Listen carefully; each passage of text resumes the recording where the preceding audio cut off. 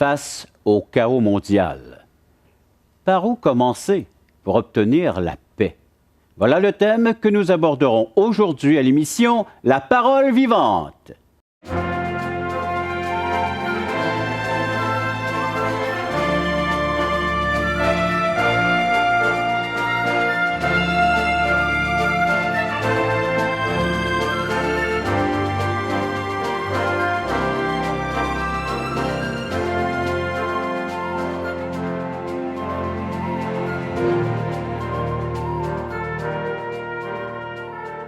Mesdames, Messieurs, bienvenue à l'émission La Parole vivante. Bienvenue à cette série d'émissions spéciales consacrées au chaos mondial et à chercher ensemble les solutions, des réponses face à cette violence que nous subissons tous. J'ai le plaisir d'accueillir M. Marc Van de Vover. Marc, bienvenue à l'émission La Parole vivante. Merci, Régent. Conférencier belge, maintenant tourné au Québec. Et puis, c'est le thème que tu abordes. Oui, tout à fait, oui. Face au chaos mondial, y a-t-il de l'espoir Y a-t-il un espoir de paix? N'ayez pas peur. Religion ou relation? Et entre autres, aujourd'hui, on va répondre à cette question. Par où commencer pour instaurer cette paix dans le monde? Il y a un texte biblique que nous allons lire ensemble, donc faire connaissance avec la pensée de Dieu. Et c'est dans Éphésiens, la lettre de Paul adressée aux Éphésiens, chapitre 2, à partir du verset 12. Je vais en faire la lecture. 12. Ça dit... je cherche le verset 12. Voilà. Souvenez-vous que vous étiez en ce temps-là sans Christ, privés du droit du cité en Israël, étrangers aux alliances de la promesse, sans espérance et sans Dieu dans le monde. Mais maintenant, en Jésus-Christ, vous qui étiez jadis éloignés, vous avez été rapprochés par le sang de Christ. Car il est notre paix, lui qui des deux n'en a fait qu'un et qui a renversé le mur de séparation, l'inimitié. Ayant anéanti par sa chair la loi des ordonnances dans sa prescription, il a voulu créer en lui-même avec les deux un seul homme nouveau en établissant la paix et les réconcilier avec Dieu, l'un et l'autre, en un seul corps, par la croix, en détruisant par elle l'inimitié. Il est venu annoncer la paix à vous qui étiez loin et la paix à ceux qui étaient près, car par lui, les uns et les autres, nous avons accès auprès du Père dans un même esprit. Ainsi donc, vous n'êtes plus des étrangers ni des gens du dehors, mais vous êtes concitoyens des saints gens de la maison de Dieu. Voilà le texte qui va nous servir de base pour répondre à notre question. Et entre autres celle-ci, Marc. Sommes-nous tous concernés par cette violence? Mais on est tous concernés parce que la Bible appelle le péché. Donc le péché qui génère la violence en nous. Et je prendrai qu'un exemple. Tout le monde se souvient du pire génocide qui existait, c'est-à-dire l'Holocauste, la Shoah.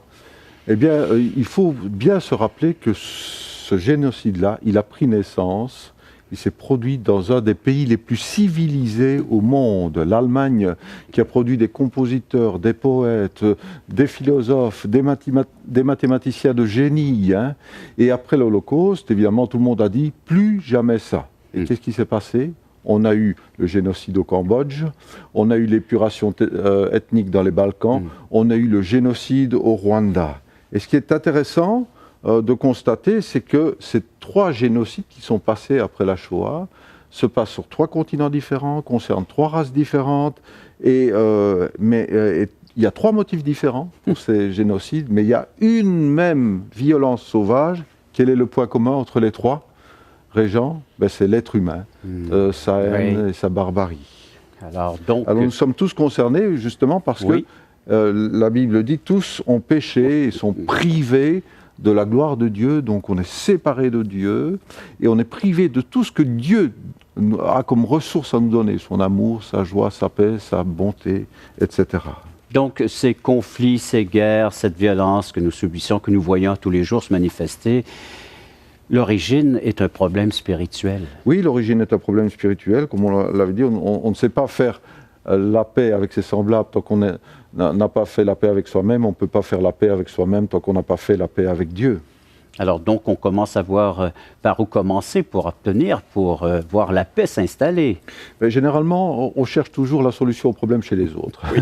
Mais la Bible nous dit qu'on doit commencer par nous-mêmes, en faisant d'abord nous-mêmes la paix avec Dieu. Et on ne peut faire la paix avec Dieu que par un changement de cœur. Et il s'est passé quelque chose en 1981, je ne sais pas si les téléspectateurs se rappellent, mais le pape Jean-Paul II a été victime d'un attentat sur la place Saint-Pierre. C'était dans le climat tendu de la guerre froide. Oui. Un an et demi plus tard, il est allé trouver son agresseur en prison et il lui a pardonné. Et le magazine Time a commenté l'événement en citant un journal de Milan qui avait compris en fait que cet acte de pardon individuel avait une portée bien plus grande. Et il écrivait ceci: nous n'échapperons pas aux guerres, à la faim, à la misère, à la discrimination raciale, à la dénégation des droits de l'homme et même aux missiles s'il n'y a pas de changement dans nos cœurs. Donc on doit commencer par un changement de cœur. Et comment effectuer ce changement de cœur? Mais c'est pas facile. Les gens par eux-mêmes ne peuvent pas changer. Et Jésus, un peu avant d'être crucifié, il s'est approché de Jérusalem, il a regardé la ville. Et l'évangile de Luc nous dit, dans le chapitre 19, verset 41, quand il s'approcha de la ville et qu'il la vit, Jésus pleura sur elle et dit: si seulement tu avais toi aussi reconnu aujourd'hui ce qui peut te donner la paix, mais maintenant cela est caché à tes yeux. Et les gens ne savent pas comment faire la paix avec Dieu, comme ils ne savent pas comment faire la paix avec leurs conjoints, avec leurs enfants, avec leurs parents, leurs collègues, leurs voisins, etc. Ils ne connaissent pas le chemin de la paix. Là, tu touches vraiment l'être humain à tous ses niveaux dans cette société. Mais tu nous parles de Jésus-Christ, de ce personnage de Jésus-Christ. Comment peut-il faire la différence? Et quand Jésus est venu sur la terre, les choses n'étaient guère différentes. Le monde était aussi rempli de violence. La Palestine de l'époque était occupée par les Romains. Les Juifs attendaient un homme providentiel, un libérateur. Et Jésus-Christ, il est venu comment? Discrètement, sans fracas, sans fanfare, sans ambassade. Il n'a pas formé un mouvement révolutionnaire ou un commando, ni des cellules terroristes pour mener une guerre sainte, entre guillemets. Il n'a pris avec lui que 12 disciples des gens, du peuple, peureux, peu instruits. Et là, un homme de paix a fait irruption dans un monde déchiré. Enfin, l'homme tant attendu, l'homme de paix. Mais on va faire une légère pause, courte pause, mon cher Marc, s'adresser à nos téléspectateurs qui sont là avec une écoute attentive et vous voulez participer à cette émission, vous pouvez le faire en commentant, en posant des questions. Vous avez des questions concernant la tournée de notre frère Marc dans la province de Québec, face au chaos mondial, y a-t-il encore de l'espoir? Ou un livre, le livre qu'il a lui-même écrit, Jésus en 25 questions. Voici comment nous rejoindre. Premièrement, d'abord, numéro de téléphone 1-877-LESPOIR, 1-877-537-7647 ou écrivez-nous à espoir.ca, toutchrétien.com. Après la pause, eh bien, je vais poursuivre ces questions, oui, concernant ce chaos mondial et comment retrouver la paix dans ce monde. Aimer ses ennemis, ce n'est pas possible par soi-même, Régent. Il faut une force supérieure. Il faut que Jésus change complètement notre vie pour y arriver.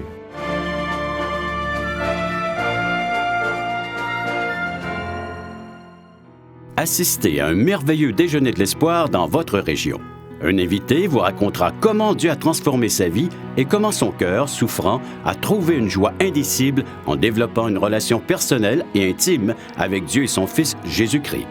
Des églises locales organisent de tels déjeuners dans plusieurs régions du Québec. Découvrez où et quand vous pouvez assister à un déjeuner de l'espoir dans votre région en visitant le site espoir.ca et en cliquant sur l'onglet « Déjeuner ».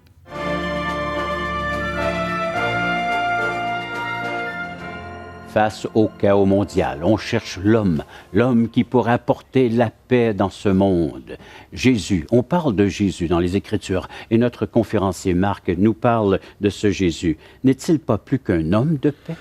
Oui, c'est plus qu'un homme de paix. D'abord, il est le Fils de Dieu, il est Dieu venu à notre rencontre, donc c'est déjà plus qu'un homme. Et puis, c'est plus qu'un homme de paix parce que il est le prince de la paix. Et c'est comme ça que 700 ans avant sa venue sur terre, le prophète Ésaïe l'a décrit. Il a dit, on l'appellera prince de la paix, dans le chapitre 9, verset 5. Un peu avant sa naissance, le prêtre Zacharie l'a décrit comme un sauveur qui nous délivre de nos ennemis, qui est venu pour diriger nos pas dans le chemin de la paix. Et donc c'est plus qu'un homme de paix, on l'a lu dans le texte tout à l'heure, que vous avez lu, Régent. Éphésiens 2, verset 12 à 19. Oui, il est notre paix. Alors donc, Jésus était-il si différent des autres hommes? Mais oui, il était différent des autres hommes parce que son discours ne cadrait pas du tout avec le contexte politique de l'époque de haine ce climat de haine envers l'occupant romain. Et dans ce climat-là, Jésus a déclaré, c'était un de ses premiers sermons, dans le Sermon sur la montagne, dans l'Évangile de Matthieu, chapitre 5, il a dit « Heureux ceux qui procurent la paix, car ils seront appelés fils de Dieu ». Oui, alors quelle surprise pour les Juifs habitués à la loi du talion, hein? Œil pour œil, dent pour dent. Voilà, c'était comme ça qu'ils voyaient les choses. Et Jésus leur dit, vous avez appris qu'il a été dit œil pour œil et dent pour dent, mais moi je vous dis de ne pas résister aux méchants. Si quelqu'un te gifle sur la joue droite, tends-lui aussi l'autre. Et il va encore plus loin, toujours dans le Sermon sur la montagne, chapitre 5 de Matthieu. Vous avez appris qu'il a été dit, tu aimeras ton prochain, tu détesteras ton ennemi. Mais moi je vous dis, aimez vos ennemis. Bénissez ceux qui vous maudissent, faites du bien à ceux qui vous détestent et priez pour ceux qui vous maltraitent et qui vous persécutent. Aimez vos ennemis. C'est des paroles choc, c'est difficile à faire.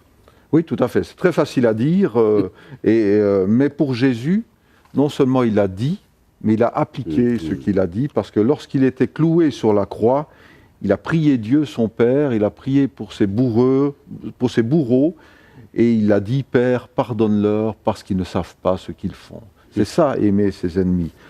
Oui, aimez vos ennemis. Croyez-vous que nous soyons prêts à entendre ce discours et surtout prêts à l'appliquer dans notre vie? Je ne pense pas qu'il y ait beaucoup qui veuillent l'entendre, et pourtant on n'a pas le choix si on veut un vrai changement personnel, un vrai changement de vie et de société. Il n'y a pas d'alternative. Martin Luther King, qui est aussi un de ceux qui a mis en pratique ce commandement de Jésus dans sa lutte pour les droits civiques, et qui aussi l'a payé de sa vie, a écrit ceci: « Dans le monde moderne, ne sommes-nous pas acculés à une impasse où il n'y a pas d'autre issue que d'aimer nos ennemis, ou sinon quoi? La réaction en chaîne du mal, la haine engendrant la haine. Mais aimer ses ennemis, ce n'est pas possible par soi-même, Régent. Il faut une force supérieure. Il faut que Jésus change complètement notre vie pour y arriver. Et comment Jésus peut-il s'y prendre pour amener la paix chez ces gens? Mais d'abord, quand Jésus est venu sur la terre, quand il est venu vers nous, il est venu pour apaiser les souffrances de l'humanité. Parce qu'il ne peut pas y avoir de guérison ni de paix sans justice sociale. Et voilà pourquoi Jésus s'est occupé des plus faibles, des misérables, des gens qui n'intéressaient personne. Et je pense que c'est intéressant de savoir pour nos téléspectateurs que s'ils ont le sentiment de ne pas avoir de valeur, s'ils ont le sentiment de n'intéresser personne, qu'ils sachent qu'ils intéressent Jésus-Christ qui est venu à leur rencontre. Jésus n'a laissé aux hommes aucune illusion face à leurs péchés. Oui, et c'est vrai, Jésus n'a pas dit « Oh, c'est pas grave, vous savez le péché ». Non, il a dit clairement « Si vous ne changez pas de comportement, vous mourrez ». Mais il a dit aussi qu'il est venu chercher et sauver ceux qui étaient perdus. Donc ça veut dire qu'il s'adresse à tous ceux qui sont perdus, tous ceux qui ont besoin de salut. Et si c'est votre cas, sachez que Jésus-Christ est venu pour vous. Oui, et nous l'avons vu, il est nommé le Prince de paix, Prince de la paix. L'homme qui apporte la paix dans ce monde. Comment a-t-il été accueilli? Faisons un peu d'histoire, son accueil. On ne peut pas vraiment dire qu'il était bien accueilli, parce que quand il a dit qu'il était, c'est-à-dire le Fils de Dieu, Dieu fait homme, les chefs religieux se sont vraiment déchaînés contre lui, parce qu'il ne voulait pas de son royaume de paix. Il ne voulait pas d'un tel roi, il ne voulait pas de son amour. Alors comment traverser le mur de séparation, qui est décrit dans les Écritures, le péché entre Dieu et moi? Oui, c'est vrai, nous l'avons lu dans le texte d'Éphésiens, il y a un mur, une séparation entre Dieu qui est saint, qui est juste et qui ne supporte pas la vue du mal, et nous qui sommes des êtres salis, souillés, et nous ne pouvons pas avoir de relation étroite. Eh bien, Jésus a dit « Entrez par la porte étroite », parce que ce mur de séparation qui nous est impossible d'escalader, de contourner ou d'enfoncer, eh bien Jésus a installé une porte en forme de croix. Il a dit « Je suis la porte, si quelqu'un entre par moi, il sera sauvé ».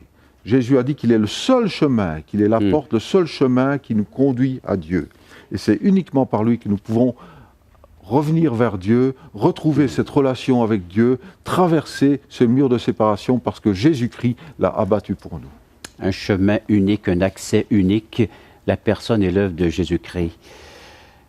Vous avez de plus en plus ce goût, cet intérêt à découvrir le chemin vers la paix, vers l'harmonie, surtout envers le Créateur et ensuite envers vos semblables. C'est faisable. Alors, vous êtes en train peut-être de vous interroger, eh bien, on aimerait, nous aussi, participer à vous aider, à collaborer à cette recherche que vous êtes en train de faire face à la paix. Comment retrouver la paix avec mes semblables?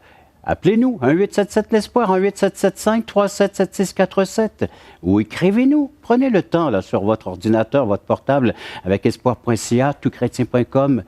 Facilité d'approche avec nos téléspectateurs. C'est un service tout à fait gratuit. Après la pause, eh bien, on va regarder Jésus est plus encore. Est-il un médiateur? Peut-il vraiment bien venir s'interposer dans ce conflit que nous sommes en train de vivre ici sur cette terre et apporter l'aide nécessaire après la pause? Donc, face à ce conflit que nous vivons envers Dieu, c'est lui-même qui fait les premiers pas de la réconciliation. Absolument, parce que nous avons beau essayer d'arriver jusqu'à Dieu, on n'y arrivera pas. En fait, Jésus est venu vers nous pour nous déclarer la paix.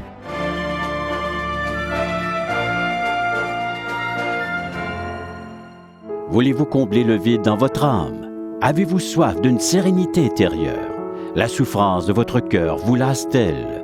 Appelez dès maintenant pour recevoir gratuitement un évangile de Jean pour connaître l'amour de Dieu, un Nouveau Testament pour trouver des réponses à plusieurs de vos questions, le livre Destination finale pour comprendre la nécessité du salut et finalement la Bible et le salut qui nous explique comment recevoir Jésus. Contactez-nous à espoir.ca ou composez 1-877-l'Espoir.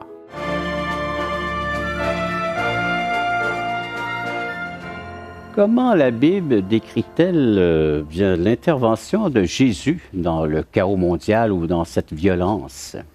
Mais la Bible parle de Jésus non seulement comme le prince de la paix, mais aussi comme médiateur. Elle explique que c'est assez paradoxal, nous sommes devenus les ennemis de Dieu à cause de notre comportement, nos pensées, notre péché, et pourtant Jésus est venu vers nous comme la Bible parle du seul médiateur entre Dieu et les hommes, Jésus-Christ, homme, dans 1 Timothée 2,5. Et qu'est-ce qui fait la différence entre Jésus et les autres médiateurs ou négociateurs? En général, le rôle des négociateurs, des médiateurs, c'est de trouver des accommodements entre les différentes parties en conflit, d'amener chaque partie à faire des concessions. Mais entre nous et Dieu, il n'y a pas de compromis possible.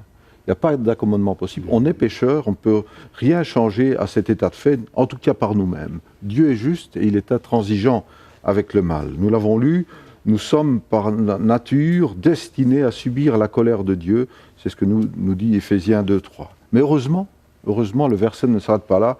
La Bible, ce n'est pas la mauvaise nouvelle, c'est la bonne nouvelle. Et entre ce verset et ce qui suit, il y a deux petits mots, « mais Dieu ». Et ce qui est extraordinaire, c'est que tout au long de la tragédie humaine, de l'homme miné par son péché, il y a ces « mais Dieu ». Parce que Dieu n'est pas insensible et Dieu n'est pas indifférent à nos problèmes.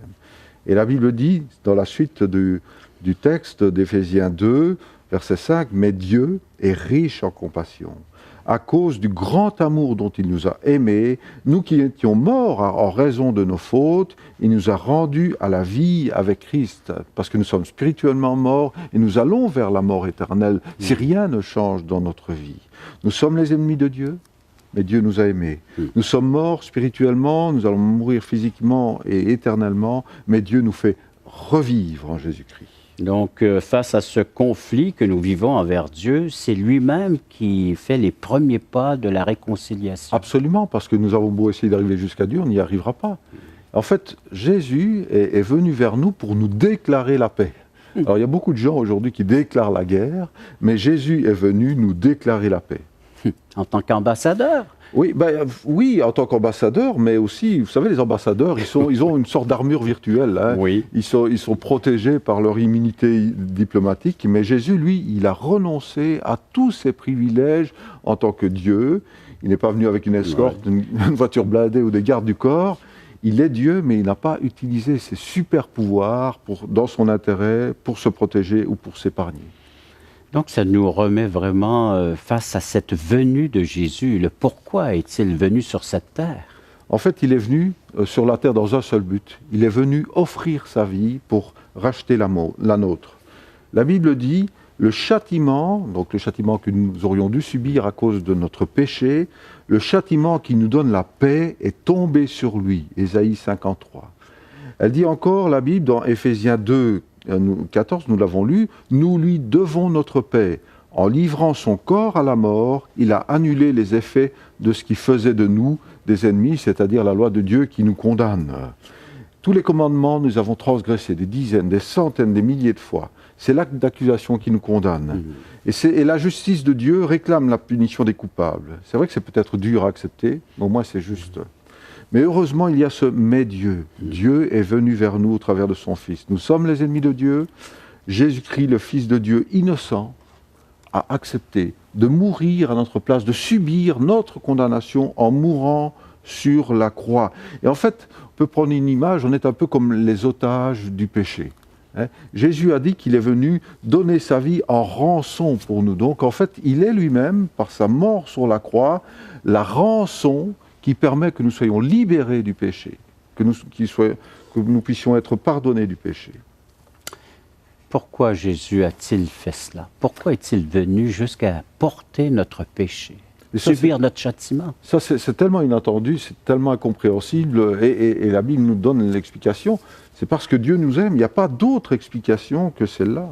Nous sommes les ennemis de Dieu par notre péché, et Dieu nous a aimés jusqu'à sacrifier son Fils pour nous donner la vie. Et ça, c'est quelque chose d'extraordinaire. Et Jésus l'a dit lui-même. Dieu a tellement aimé qu'il a donné son Fils unique afin que quiconque croit ne meure pas, mais ait la vie éternelle. Et chacun de nous est invité à remplacer ce quiconque par son propre nom, chers téléspectateurs. Vous pouvez mettre votre nom, c'est vous que Dieu a tellement aimé pour que vous ne mouriez pas, mais pour que vous ayez la vie éternelle.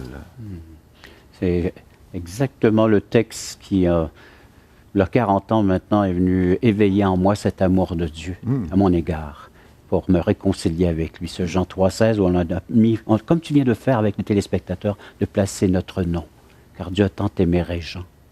Et Marc aussi. Et Marc, un jour, un autre moment donné, dans ta vie. Et c'est un salut très personnel. Alors, ce Dieu qui nous a tant aimés, quelle est la différence entre la paix que négocient les hommes et celle que Jésus propose? Les traités de paix que les hommes signent, enfin, ne tiennent pas longtemps, et même s'ils signent des traités de paix, ça ne veut pas dire qu'ils sont réconciliés. Ils continuent à se haïr. Mais Jésus a dit, « Je vous laisse la paix, je vous donne ma paix. Je ne vous donne pas comme le monde donne, que votre cœur ne se trouble pas et ne s'alarme pas. » Donc il nous donne une paix intérieure, une paix profonde, parce que nous sommes pardonnés et réconciliés avec Dieu. Alors on va regarder avec beaucoup plus de détails, après la pause, la définition de cette paix que Dieu nous propose, que Dieu nous offre. À vous maintenant de faire ce pas de foi. Nous allons vous encourager dans les derniers instants de cette émission à faire ce geste, à accepter la proposition et l'offre de Dieu de retrouver la paix et la réconciliation. Pour l'instant, bien, prenez note que vous pouvez nous appeler, nous écrire. Après la pause, donc, on vous ramène devant cette décision, cette proposition que Dieu offre à chacun d'entre nous. C'est ce que vous pouvez faire, chers téléspectateurs. Vous pouvez vraiment mettre votre confiance en lui, dire « Oui, je t'accepte comme mon sauveur et je te demande pardon. »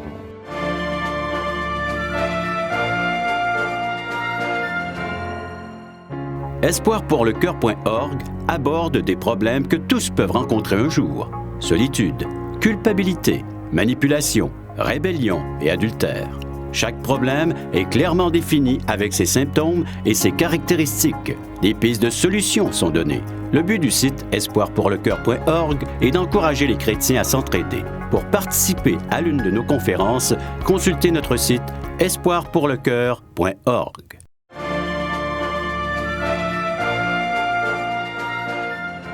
À la recherche de la paix, quelle paix? Voici celle que Dieu nous offre. Et puis, je vais demander à Marc de nous la décrire, cette paix. Mais en fait, cette paix, elle concerne tous les domaines de notre vie, parce que la Bible dit que Dieu a voulu par Christ tout réconcilier avec lui-même, tant ce qui est sur la terre que ce qui est dans les cieux, en faisant la paix par lui, par le sang versé à la croix. Ça veut dire que d'une part, nous avons la paix avec Dieu, puisqu'il n'y a plus aucune condamnation pour ceux qui sont en Jésus-Christ, et ça c'est quand même extraordinaire d'avoir le pardon de nos péchés, et puis nous avons la paix avec les autres, parce que non seulement le fait d'être en paix avec Dieu, ça nous permet de recréer des relations d'amour avec les autres, le mur de séparation avec les autres a aussi été abattu, et puis nous sommes réconciliés avec nous-mêmes, parce que le péché nous a brisés, dévastés à l'intérieur, les gens n'ont pas la paix intérieure, Et l'assurance et l'espérance que Jésus donne nous permet de nous reconstruire par sa paix et par son amour qui met fin au conflit intérieur.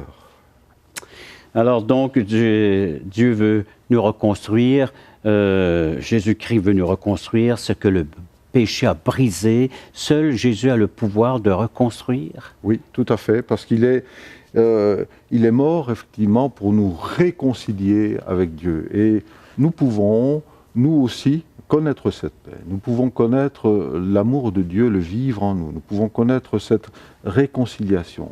Il suffit, nous dit la Bible, de mettre notre confiance en Jésus, de croire que quand il est mort sur la croix, c'est pas seulement pour les péchés du monde entier qu'il est mort, mais c'est pour nos péchés, mes péchés en particulier. C'est ce que vous pouvez faire, chers téléspectateurs. Vous pouvez vraiment mettre votre confiance en lui, dire oui, je t'accepte comme mon sauveur et je te demande pardon. Et puis nous pouvons aussi, et ce que la Bible nous invite à faire, nous devons décider, prendre la décision de changer de vie, de faire un complet demi-tour par rapport à ce que nous étions avant, de renoncer au péché et de confier à Jésus-Christ la direction de notre vie. Et c'est ça qui provoque, qui produit ce changement profond à l'intérieur. Et vous pouvez le faire là où vous êtes, chacun chez vous. Vous pouvez simplement prier et demander à Dieu, mettre votre confiance en Dieu et demandez-lui de changer véritablement, profondément votre vie. Et il le fera. Parce que, comparé à tous les autres artisans de paix, il n'est non seulement mort, mais il est ressuscité. Voilà pourquoi il peut intervenir encore. Tout à fait. Il est ressuscité. Et d'ailleurs, la première parole qu'il a dit après sa résurrection, c'est « La paix soit avec vous ». Et puis, il a dit aussi qu'il allait instaurer son royaume de paix sur la terre. On n'apprendra plus la guerre, nous dit la Bible, quand Jésus aura instauré son royaume. Alors donc, résumons encore comment bénéficier, comment profiter de cette paix, une paix durable, même malgré les conflits qu'il pourrait y avoir encore ici-bas sur cette terre. C'est une paix que Dieu instaure, là, dans notre être intérieur, une relation intime profonde, de reconnaître que je suis en guerre envers Dieu, je dresse le drapeau blanc, je me rends, et puis j'accepte ce qu'il m'offre, la réconciliation. Exactement. C'est exactement ça, je veux dire, c'est reconnaître ce que nous sommes et accepter ce que Jésus est et a fait pour nous au travers de sa mort et de sa résurrection. Et alors nous allons vivre ce changement de cœur profond qu'il propose. À vous de faire ce choix. Merci Marc de tes interventions et merci d'avoir été à l'écoute de cette autre émission de La Parole vivante.